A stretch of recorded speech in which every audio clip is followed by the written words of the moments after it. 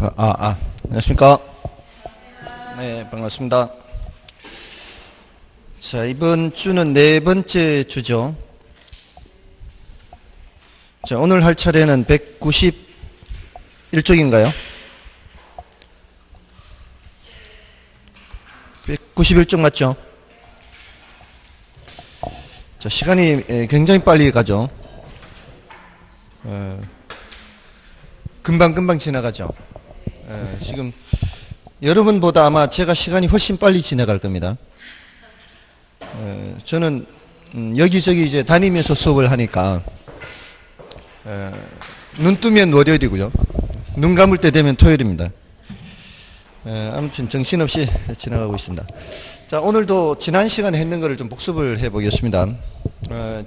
이제 처음 오셨는데 예전에 공부를 좀 하신 적이 있습니까? 처음인가요? 처음이 지금 월요일부터 이렇게 들으셨나요? 어저께부터? 좀 들으실만 하던가요? 괜찮았어요. 다행입니다. 일단 지난 시간에 했는 걸 복습할 때는 도대체 저게 뭔 소린가 하실 수도 있어요. 지난 시간에 저런 내용들을 했구나 간단하게 그냥 간략하게 좀 들어보시면 되겠습니다. 일단 첫 번째 주에 뭘 했는가 하면 첫 번째 주에 뭘 했죠? 어떻게 공부하는지 이제 공부 방법을 말씀을 드렸어요. 우리가 100% 다 공부하는 게 아니라 여기 있는 책의 100%를 다 하는 게 아니고요. 한 80% 정도만 하는데 여러분들 보시기에 이 책 두께가 두꺼운 것 같아요? 얇은 것 같아요? 두꺼운 것 같죠? 다른 책을 안 봐서 그래요. 다른 책을 보면 더 두껍습니다. 아마 전국의 부동산학개론 기본서 중에는 가장 얇을 거예요. 부동산학개론 기본서 중에서 가장 얇습니다. 그만큼 이 기본서를 쓸 때도 군더더기는 다 버렸습니다. 근데 여기서도 또 버려서 80%만 하는 거죠. 제가 봤을 땐 정말 다른 기본서, 제가 다른 교재로도 수업은 합니다. 근데 거기에서는 이게 몇 장을 통째로 버리는 게 많아요. 몇 장을 통째로 보지 마세요. 이렇게. 근데 여기도 중요도가 낮거나 하는 거는 과감하게 이제 생략하거나 할 수도 있습니다. 그러니까 80%만 공부하라 그랬죠. 늘 이 생각을 해야 돼요. 이거를 봐야 되나 말아야 되나 이렇게 갈등 생길 때가 있을 수 있죠. 어떤 내용을 공부할 때. 그럼 어떻게 해야 될까요? 그때는 패스해버려야 돼요. 갈등이 생긴다 하는 것은 지금 내가 하기에는 조금 껄끄럽다는 얘기죠. 그런 거는 과감하게 버리고 공부를 하는 겁니다. 둘이 사귈 때 저쪽이 찰 것 같으면 어떻게 해야 돼요? 내가 먼저 차는 게 상책이죠. 문제가 나를 버리기 전에 내가 먼저 문제를 버리는 것이 상책입니다. 그게 훨씬 더 정신건강에 도움되는 방법이에요. 공부를 그렇게 해야 됩니다. 80%만 학습하고요.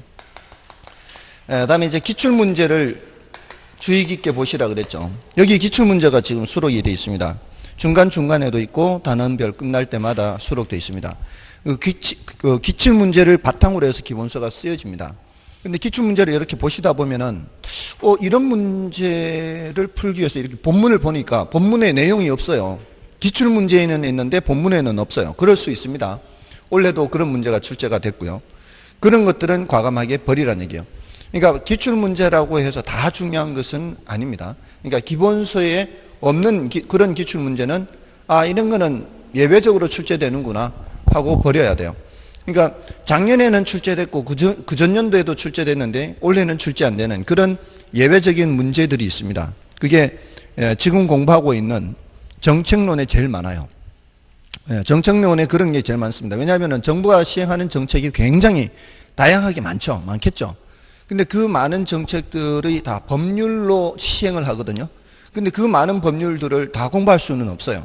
그러니까 그런 것들은 과감하게 버려야 되는 거죠. 그러니까 기본서에 있는 내용 위주로 공부를 하셔야 돼요. 아무튼 기출문제가 중요는 한데 옥석을 가려서 그걸 판단을 해야 됩니다. 그 다음에 계속해서 이제 반복하라 그랬죠.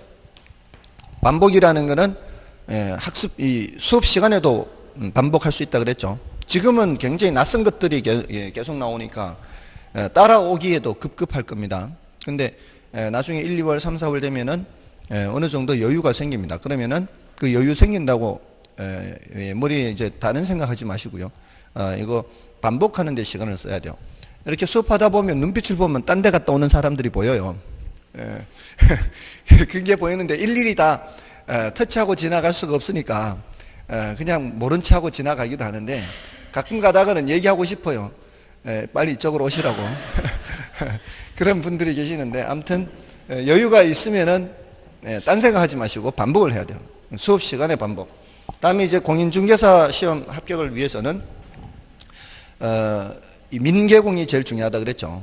그러니까 국영수와 같은 과목이라 그랬어요. 수능 시험에 국영수와 같은 게 민계공이다. 그래서 민법과 개론 1차 과목이 엄청 중요하다. 근데 2차 과목에서는 공법이 단기간 내에 안 되니까 공법은 해야 된다. 그래서 전체 6일을 공부를 한다면 5일은 1차 민법 개론해야 되고 하루는 공법을 해야 된다. 그리고 민법이 훨씬 더 비중이 크다. 개론이 그 다음이고요. 원래도 민법 때문에 떨어진 사람이 많습니다. 1차가 안 된 사람들 중에. 그러니까 제가 부동산 학개론을 강의하지만 민법을 한 3일, 개론을 이틀, 공법을 하루, 6일 공부를 한다면 시간 배분을 이 정도로 해야 된다 그랬죠. 이게 5, 6월까지 그렇게 돼야 된다 그랬죠. 이게 빨리 1차가 좀 안정이 되면은 2차를 좀 더 할 수도 있지만 아무튼 이렇게 해야 되는데요. 원래도 굉장히 안타까운 분이 계셨어요. 2차가 굉장히 어려웠던 해요. 최근 몇 년 중에는. 근데 2차를 합격했는데 1차가 안 된 거예요. 이런 분은 굉장히 안타깝죠. 왜냐하면 2차가 굉장히 어려웠던 해인데 최근에. 근데 그럼 2차가 통과됐는데 1차가 안 됐으니까 얼마나 안타깝겠어요. 근데 이분이 원래 1차가 실력이 안 되는 분이 아니에요. 이게 그 공부라는 게 한 일주일에서 열흘만 안 봐도 급격하게 까먹거든요. 그 감이 떨어집니다.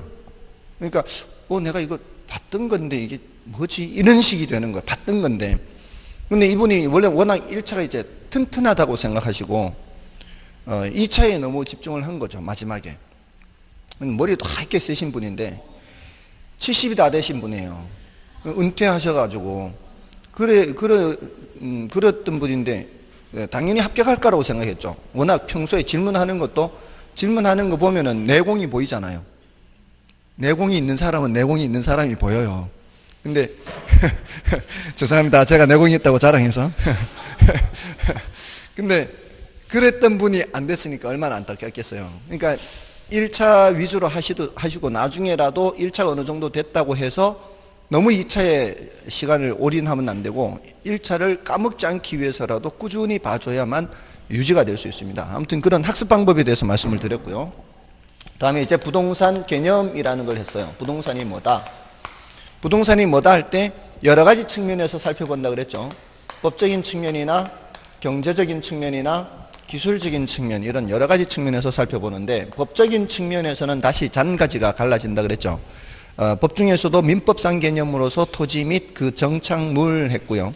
정착물에 대해서 앞으로 더 자세히 해야 되고요. 그게 협의의 부동산이고 광의의 부동산은 협의의 부동산의 준부동산이라고 해서 다시 준부동산이 뭔지에 대해서 더 이제 해야 된다 그랬죠. 그리고 경제적인 측면에서는 부동산도 상품이다라는 관점에서 접근한다 그랬죠. 그리고 관련되는 이제 여러 가지 단어 정도 기억하면 되는 거고요. 그다음에 기술적 개념에서는 부동산을 공간이다, 자연이다, 환경, 위치 이런 측면에서 살펴볼 때는 기술적인 측면에서 부동산을 살펴보는 거죠. 그래서 부동산 개념을 여러 가지 측면에서 복합적으로, 종합적으로 다 살펴본다 그랬고요. 그다음에 부동산을 분류를 하죠. 부동산 분류는 공법에서도 분류를 하죠. 공법에서도 분류를 하지만 또 지적법에서도 분류를 하지만 부동산 활동에 따른 분류가 중요하다 그랬어요. 그래서 택지가 뭐다, 부지가 뭐다 이 단어 뜻을 알 수 있도록 해야 된다 그랬죠. 택지는 주거용이든 상업용이든 공업용이든 건물을 건축할 수 있는 토지는 택지. 근데 부지는 건물을 건축할 수 있는 토지뿐만이 아니라 일반적인 바닥 토지는 모두 다 부지라 그랬어요. 그래서 아파트 부지란 말은 건물이 올라가는 경우에 쓰지만 도로 부지, 하천 부지 이럴 때에는 건물이 올라가지 않는 경우에도 부지란 말을 쓴다 그랬죠. 그래서 이게 훨씬 더 폭넓게 쓰는 말이고 택지는 건물이 올라가는 경우에만 쓴다라고 했고요. 후보지나 이행지 이런 게 있었죠. 이거는 어떤 용도에서 다른 용도로 전환 중인 토지인데 대분류상 전환 중인 토지 후보지, 소분류상 전환 중인 토지 이행지 그랬죠. 그래서 택지지역, 농지지역, 임지지역 상호간에 전환 중이면 그는 후보지, 택지지역 내에서 주상공 상호간에 전환 중인 토지는 이행지 뭐 이렇게 구분을 했습니다. 그다음에 필지, 획지 이런 거 했고요. 필지는 법적 개념이고 획지는 경제적 개념이라 그랬어요. 획지는 부동산 활동의 단위이기도 한다 그랬어요. 이 건물이 깔고 앉아 있는 하나의 토지, 이게 바로 획지 개념이라 그랬어요. 근데 필지는 등기부상 등기하거나 토지 대장에 등록하거나 할 때는 필지 단위로 한다 그래서 요 건물이 깔고 앉아 있는 토지의 그 필지 수가 보통은 한 필지이지만 경우에 따라 두 필지, 세 필지가 될 수도 있다 그랬죠. 그렇지만 획지로는 몇 개의 획지다. 한 개의 획지, 그건 육안으로 확인하는 개념이 획지죠. 그래서 경우에 따라 두세 필지가 한 개의 획지가 될 수 있다 그랬죠. 두세 필지가 한 개의 획지일 때 각각의 필지의 땅값은 어떻다 그랬어요. 각각의 필지의 땅값은 같다 그랬죠. 하나의 획지라면 한 건물이 깔고 앉아 있는 땅이라면 필지가 다르더라도 땅값은 같다 그랬어요. 경제적 개념이죠. 그다음에 나지, 건부지 이런 거였어요. 지상에 건물이 없는 땅, 나지. 지상에 건물이 있는 땅, 건부지 이렇게 했고요. 또 법지, 빈지 했죠. 법지는 법으로만 소유할 뿐 활용실익이 없는 토지죠. 경사진 곳에서 나타나는 현상이라 그랬죠. 경사진 곳에서 토지 대장에 또는 등기부에 등기 또는 등록되는 면적은 이만큼이지만 실제 활용할 수 있는 땅은 이만큼이라면 이 부분은 활용 실익이 없거나 적은 토지라 그랬죠. 그래서 이런 부분의 토지를 법지 이렇게 해서 소유권 표시는 돼 있으나 활용 실익이 없거나 적다 이렇게 했고요. 빈지는 바닷가라 그랬죠. 바다와 육지를 가르는 경계는 최고 만조 수위선인데 그 최고 만조 수위선부터 측량을 하는 게 아니라 일정한 거리를 들어와서 측량을 한다 그랬죠. 그래서 보통 뭐 모래사장이나 뭐 이렇게 이루어진 그런 땅들은 소유권 표시가 안 돼 있습니다. 측량이 안 돼 있기 때문에. 그렇지만 활용 실익은 있다 그랬죠. 뭐 여름에 텐트 값을 받는다거나 어민들이 생선을 잡아와서 말리는 덕장으로 이용한다거나 그런 토지가 빈지, 바닷가 했습니다. 그 외에 건물 짓고 남겨놓은 땅, 공지, 포락지 해서 락자가 떨어질 락자라 그랬죠. 집안이 절토되어 무너져 내린 토지로서 전답 등이 하천으로 변한 토지이거나 수면 밑으로 잠긴 토지, 물의 침식 작용 때문에 갉아먹어서 그렇게 된다 그랬죠. 뭐 이런 단어들 구별하는 것을 공부했어요. 이게 이제 첫 번째 주에 했던 거죠. 두 번째 주에 했는 거는 수요 공급에 대해서 했죠. 수요 공급에 대해서 했고요. 수요 공급의 개념해서 유량 변수와 저량 변수 요거 구별하는 것이 중요하다 그랬어요. 우리가 수요하고자 하는 양과 공급하고자 하는 양을 측정해서 수요하려는 양이 더 많으면 가격이 올라가고 공급하려는 양이 더 많으면 가격이 내려가고, 자 이런 거를 이제 이런 경제 현상을 관찰하려고 하는 건데 그 양을 측정을 해야 뭐 가격이 올라가는지 내려가는지 알 수 있을 거 아니에요. 근데 그 양을 측정을 할 때 뭐를 전제로 측정한다? 기간을 전제로 측정한다 그랬죠. 한 달이면 한 달, 두 달이면 두 달, 1년이면 1년 이렇게. 근데 요거는 저량 개념은 시점을 전제로 측정한다 그랬죠. 수요나 공급이나 우리는 뭘 전제로 측정한다? 유량을 전제로 측정한다 그랬어요. 한 달 동안 구매하려고 하는. 자, 구매하려고 하는 사전적 개념이요. 구매했는 양을 측정하는 거예요. 구매했는 양을 측정하는 게 아니라 구매하려고 하는 양을 측정한다 그랬죠. 굉장히 쉽지는 않지만 왜 그렇게 한다 그랬어요. 가격이 올라가는지 내려가는지 거기에 영향을 미치는 것은 구매한 사람이 영향을 미치는 게 아니라 구매하려는 사람이 영향을 미치기 때문이라고 그랬죠. 판매를 한 사람은 더 이상 가격에 영향을 미칠 수 없다 그랬죠. 판매하려고 하는 크기에 따라 가격이 영향을 받습니다. 그래서 우리는 구매한 양, 판매한 양을 측정하는 게 아니라 구매하려고 하는 양, 판매하려고 하는 양을 측정합니다. 어느 정도 그게 측정이 됩니다. 꼭 구매하려고 해서 그게 추상적이지만 어떻게 측정이 되는가 하면은 정확한 측정이라기보다는 예를 들어 중개사무소에서도요. 사려는 사람이 많이 오면 어떻게 해요? 중개사무소에 사려는 사람이 많으면은 물건 알아보겠다고 그 집 내놓은 사람 집에 가서 찾아보는 사람이 많아지겠죠. 그럼 벌써 집 내놓은 사람은 느낌이 오죠. 아, 이거 1시간이 멀다 하고 찾아오는 사람이 많네? 그러면 가격을 올려 부를 가능성이 높아지는 거죠. 이게 가격이 올라가는지 내려가는지에 영향을 미치는 것은 이미 계약서 쓰고 사버린 사람은 더 이상 영향을 미칠 수가 없습니다. 사려는 사람 또는 팔려는 사람에 의해서 가격이 영향을 받기 때문입니다. 이거는 시험에는 잘 나오지 않지만 굉장히 중요하다 그랬죠. 여러분들이 이 경제 현상을 이해할 때는 사전적 개념이라야만 이해를 충분히 할 수가 있어요. 사려는 사람, 팔려는 사람입니다. 그리고 구매하고자 하는 욕구에서 유효 수요로 측정해요. 잠재 수요까지 포함을 시키는 거예요. 유효 수요라 그랬어요. 시장에 올 때는 구매 의사만 있어서는 안 되고 뭐도 들고 와야 된다 그랬어요. 돈도 들고 와야 돼요. 돈도. 파는 사람은 파는 의사만 갖고는 안 되고요. 뭐 들고 와야 돼요?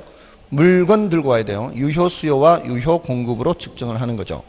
자, 그래서 유량 개념, 사전적 개념, 유효 수요. 여기 이제 개념에서 체크해야 될 건데 그 중에서 제일 중요한 게 유량, 저량이고요. 그다음에 이제 수요량 변화와 수요 변화가 있죠. 그리고 공급량 변화와 공급 변화. 자, 요거를 이제 체크를 해야 되죠. 처음 들으시는 분들은 도대체 뭔 소린가 할 수 있습니다. 앞으로 여러분들도 마찬가지.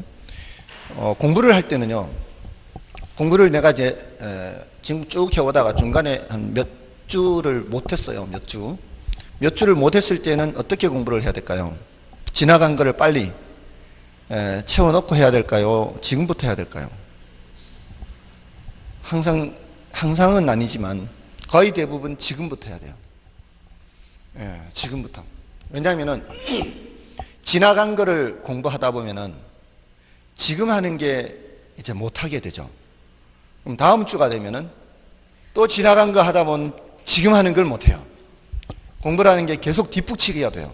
이러면은 막 앞에 쌓인 것 때문에 스트레스 받아서 못합니다. 해도 끝이 없으니까 계속 따라가야 되니까. 이러면은 벅차서 못해요. 그래서 특별한 경우 빼놓고는 어떤 특별한 경우가 하면은 지금 해야 되는 것을 알기 위해서는 반드시 선행학습이 먼저 지나간 선취학습이 있었어야 되는 것들, 그런 것들은 앞에 걸 모르면 뒤에 걸 모르니까 그럴 때는 어쩔 수 없이 앞에 걸 먼저 하고 오는 수밖에 없어요. 근데 대부분의 경우는 큰 비중을 차지하지 않습니다. 지금 하는 걸 먼저 하고 대신 좀 더 부지런히 하는 거죠. 좀 더 부지런히 하고서 시간적인 여유를 남겨놓고 지나간 거를 조금 벌충을 하는 거죠. 상당 부분은 남겨놓고 다음에 또 지금 하는 거를 부지런히 해서 약간의 여유를 만들어서 지나간 거를 벌충하고, 이렇게 해서 벌충이 되면은 다행이고 안 돼도 할 수 없고. 아시겠죠? 왜냐하면 이게 우리가 2달 단위로 돌아가기 때문에 2달 뒤에 다시 그 부분이 옵니다. 그 부분이 오기 때문에 한 3주 지났으니까 2달이면 한 5주 남았잖아요.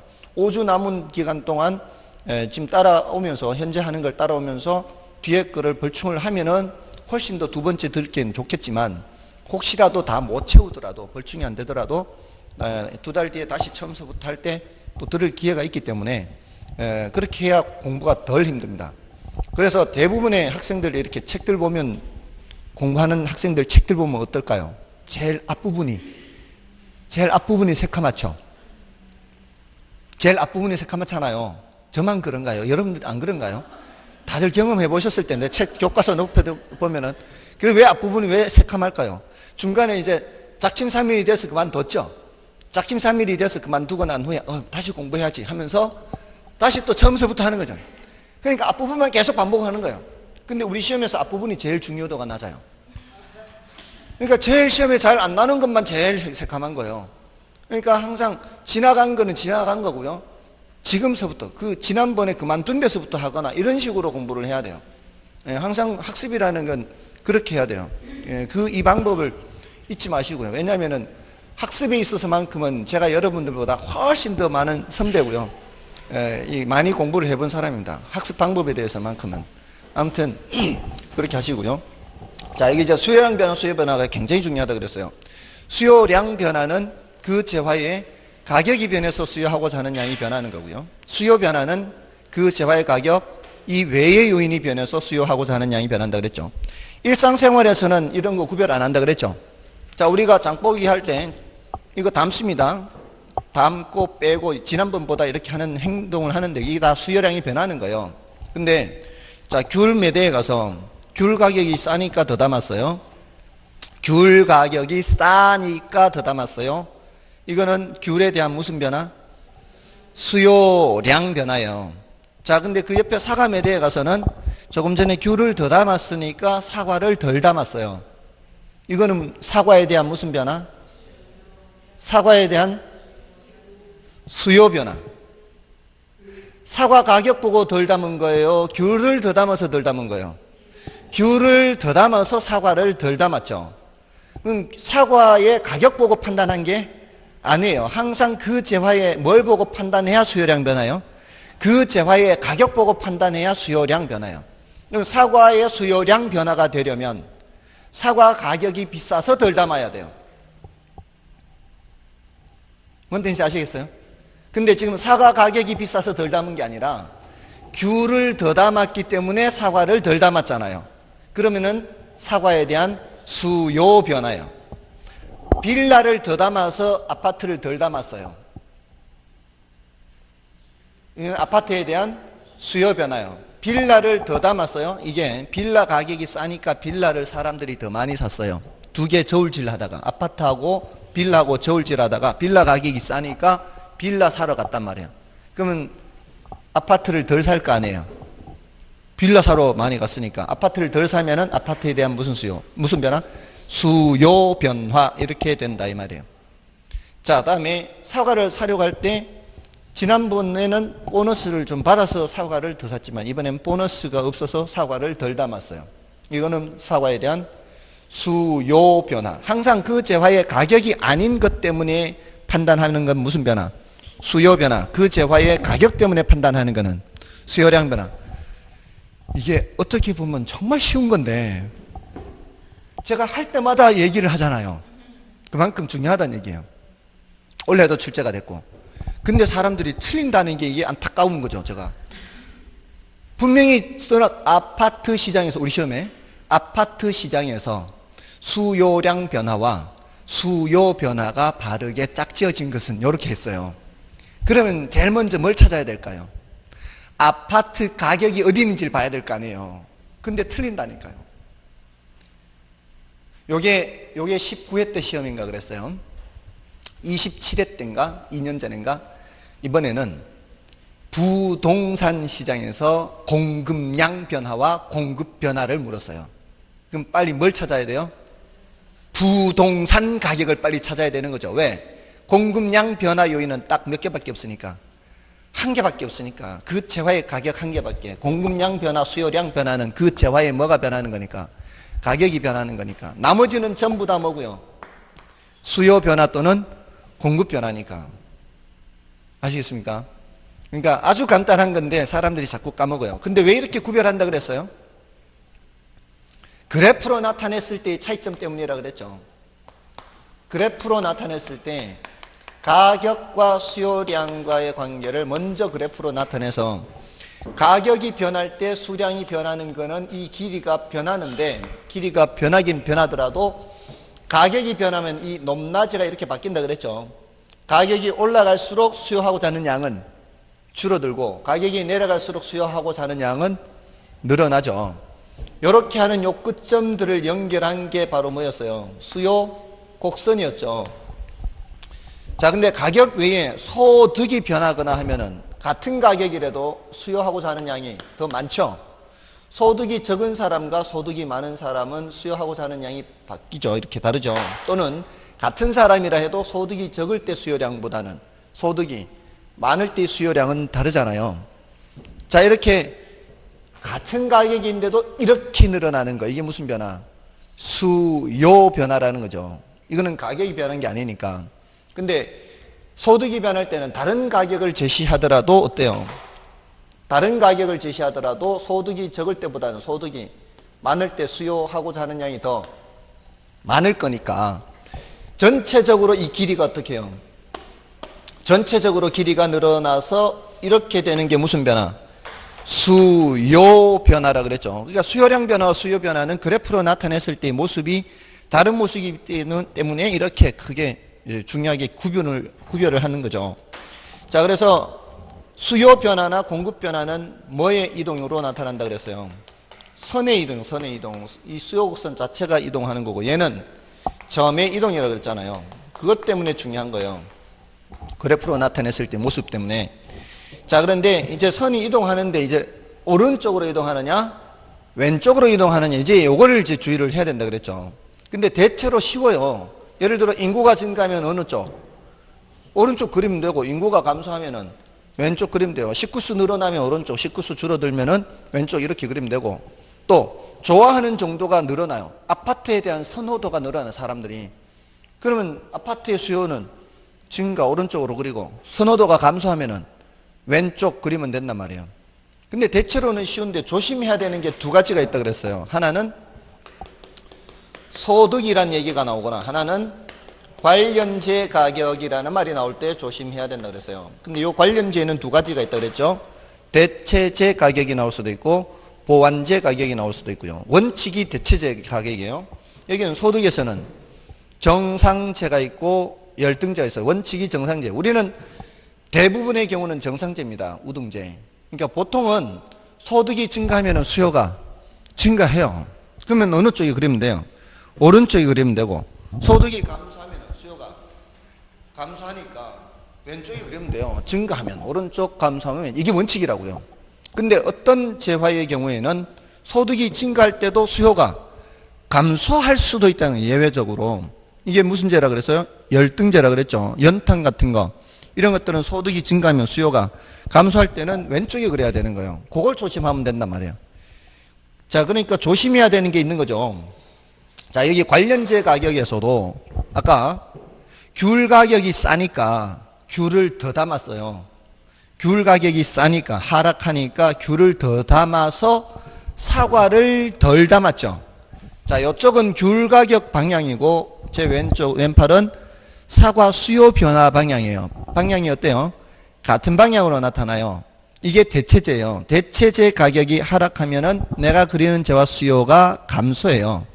이게 원칙이에요. 같은 방향으로 나타나는 게 원칙이라고. 우리는 대체재가 훨씬 더 많이 관찰되고 대체재가 훨씬 더 중요해요.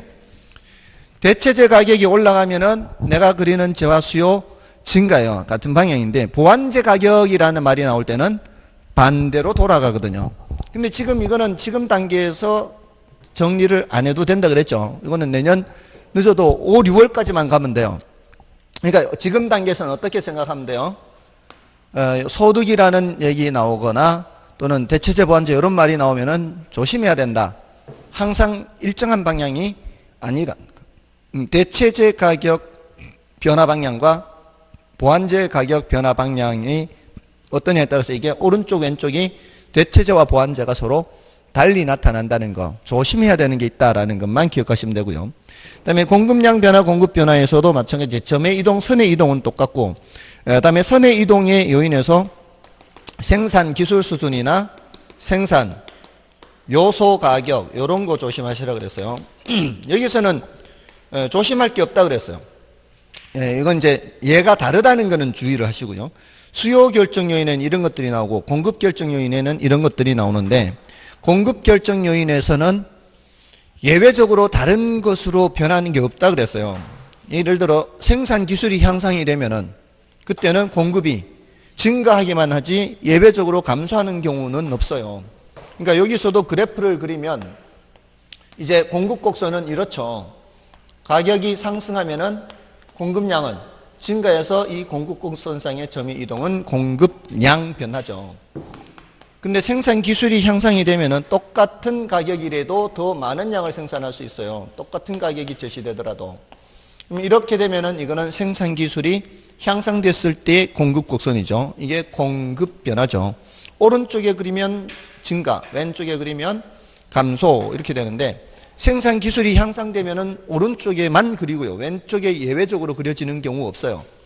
생산 기술이 퇴보하면은 왼쪽에만 그려지지 예외적으로 오른쪽이 그려지는 경우가 없다고요. 그러니까 여기서도 마찬가지. 생산 요소 가격이 올라가면은 공급이 감소하기만 하고 예외적으로 증가한다 이런 거 없고요.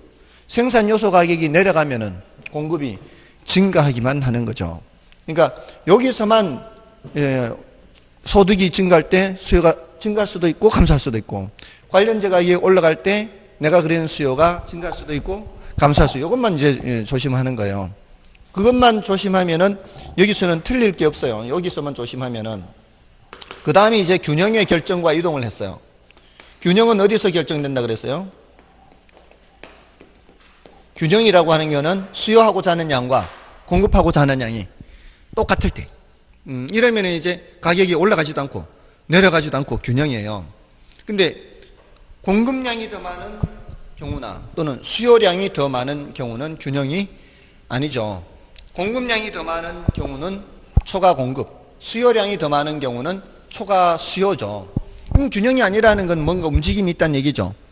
이럴 때 초과 공급일 때는 가격이 내려가서 균형으로 간다 그랬죠.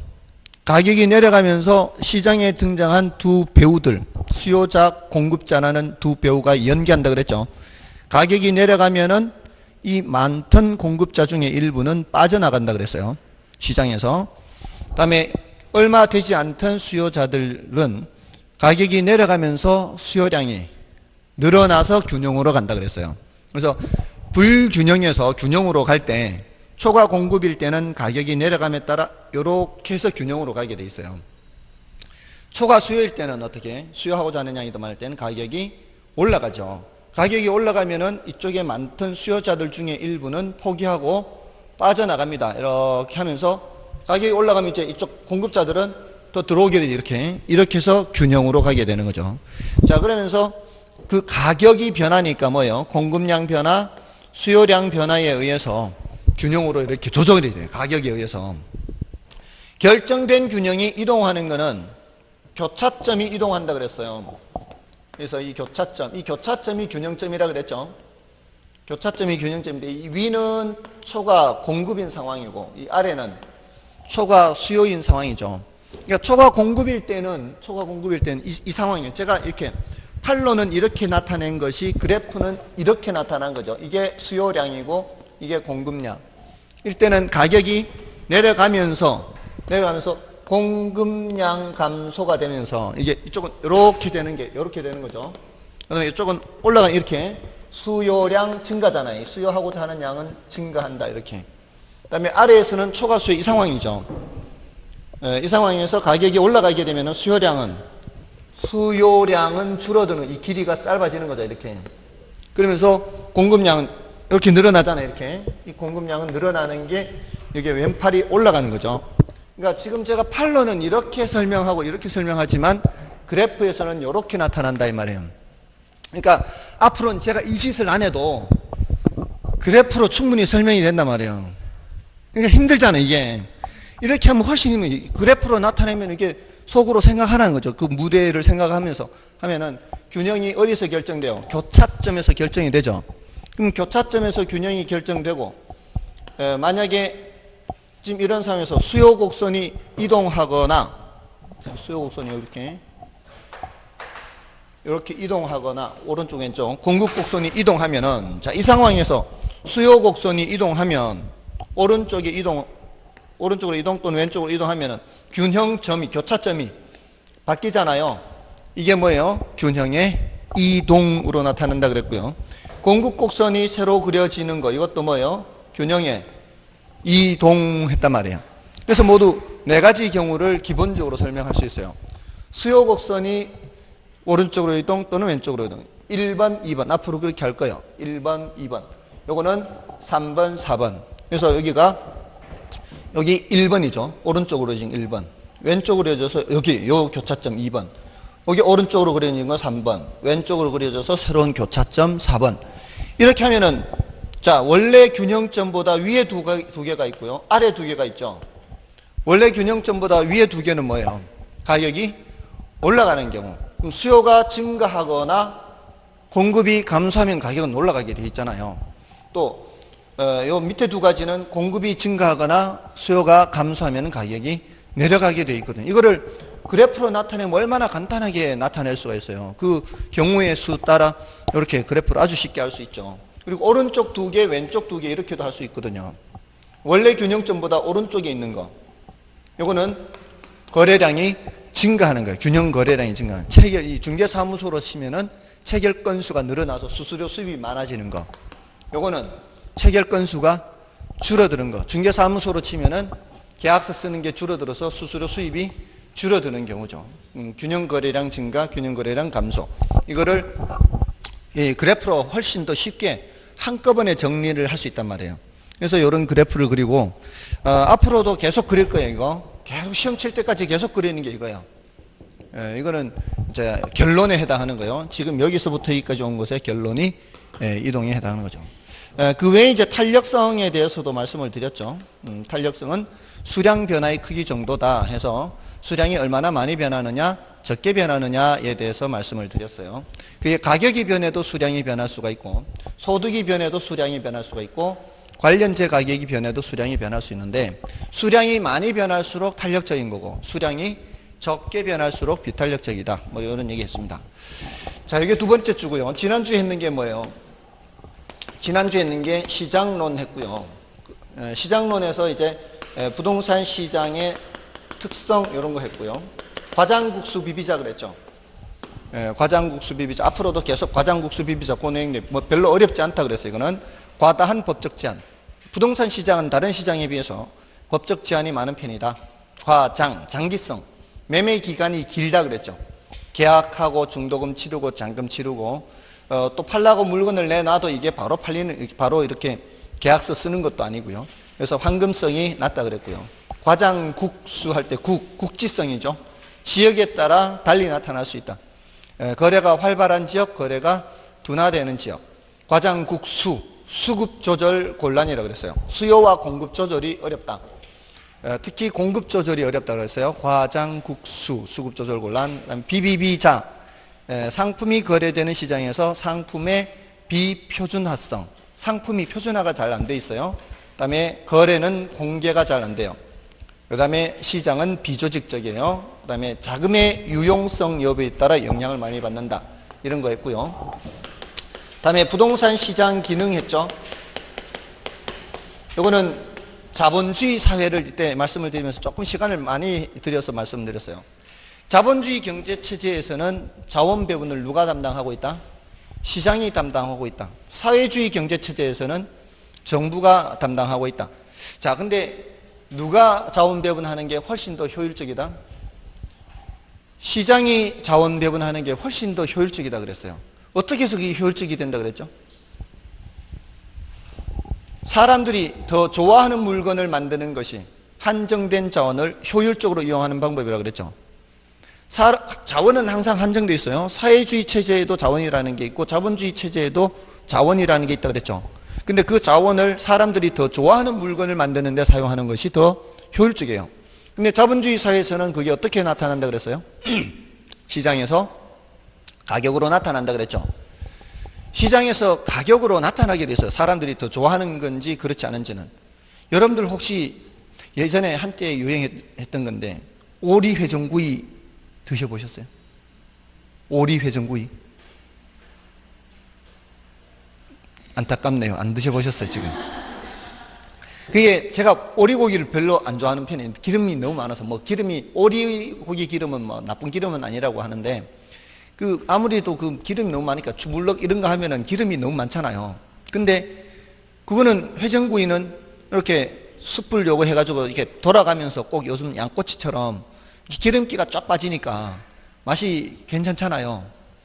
자, 근데 그렇게 맛이 맛난 거를 이렇게 그 기구 있잖아요. 기구 요거 개발해가지고 맛난 음식을 만들면 사람들이 돈을 더 내고서라도 먹지 않나요?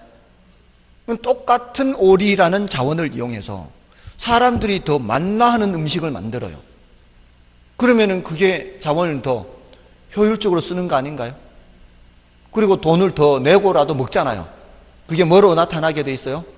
가격으로 나타나게 돼 있어요. 사람들이 더 좋아하는 물건을 만들면은 그게 가격으로 나타나게 돼 있고, 그러면은 그런 물건을 만든 사람한테 그 수입이 발생하는 거죠. 그 수입은 누구 거? 내 거요. 자본주의 체제는 그렇게 돼요. 근데 사회주의 체제에서는 만난 거 아무리 만들어봤자 그는 내게 되는 게 아니고 공동분배예요. 공동분배. 그러니까 자본주의 체제, 사회주의 체제에서는 더 효율성이 개선될 여지가 별로 없어요. 그러니까 자본주의 체제에서는 시장에서 무엇으로 다 나타나게 돼 있다? 가격으로 나타나게 돼 있다. 그래서 시장 기능을 무슨 기능이라고 한다 그랬어요? 가격 기능. 보이지 않는 손이라고 그랬죠. 보이지 않는 손인 가격에 의해서 자원이 배분된다. 그렇게 해도 자원이 효율적으로 배분된다. 근데 이런 시장 기능에 문제가 생기는 거를 시장 실패라고 해서 그때 이제 정부가 이제 정책으로 개입한다 그랬죠. 그래서 여기까지 좀 했는데요. 아무튼 시장 기능을 조금 길게 설명을 했고요. 그다음에 효율적 시장 이론이라는 거 했어요.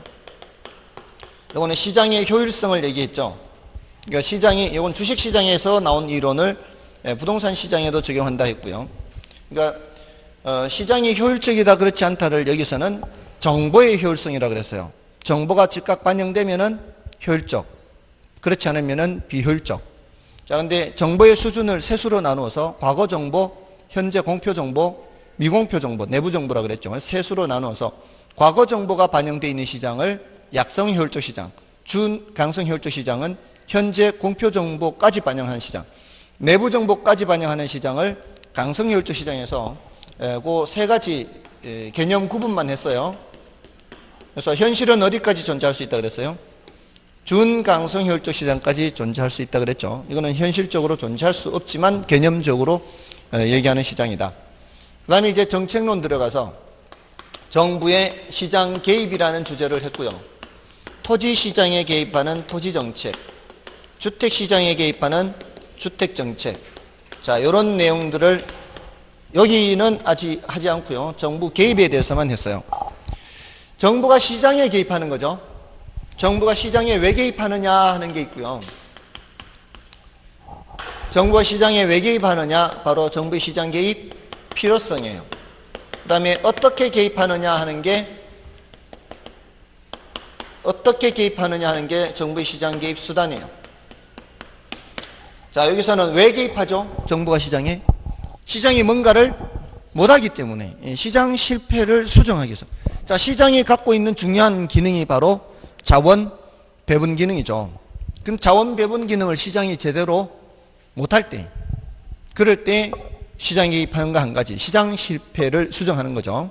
시장 실패가 워낙 중요하다 그랬어요. 시장 실패를 수정하는 거. 그래서 얘는 따로 더 해야 된다 그랬죠.